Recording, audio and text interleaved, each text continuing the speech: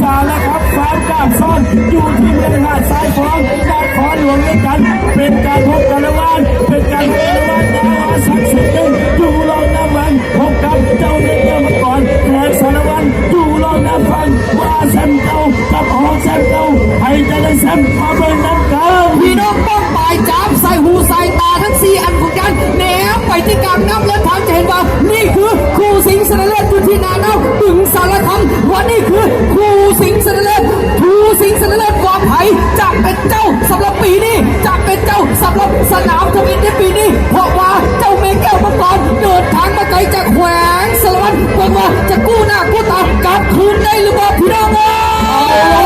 เอาละว่าพ่อแม่พี่น้องเป้าหมายครูสิงห์สนเลศเดินทางมาแล้วจะกายเครื่องทางมาแล้วจะแก้คืนได้หรือเปล่าจะเอาคืนได้หรือเปล่าระวังตัวแทนจากควายสารวัตรส่วนว่าเราเอาสักชิ้นโมโยคือกันหากเราบริษัทมอบของบุญของแน่นอนแต่ตอนนี้ได้เคียงกันหัวเรือเสมอกันสมันเก่าเลยว้ยพี่น้องเอ๋ยจับตาไว้ดีๆเพราะว่าตอนนี้ผ่านเครื่องทางมาแล้วหนาวหวานสักชิ้นในเสื้อสีเขียวจูเบื้องฟังส่วนเราจะไปแก้วมังกรใส่เสื้อสีดำจูเบื้องฟังพี่น้องตอนนี้หัวเรือเสมอกันขึ้นมาแล้ว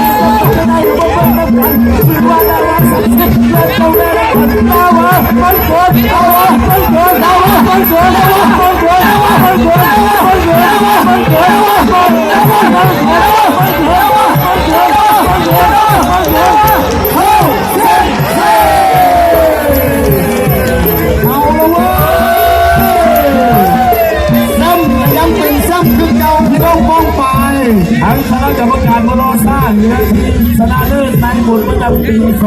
2020อยู่ที่เป็นสารคาม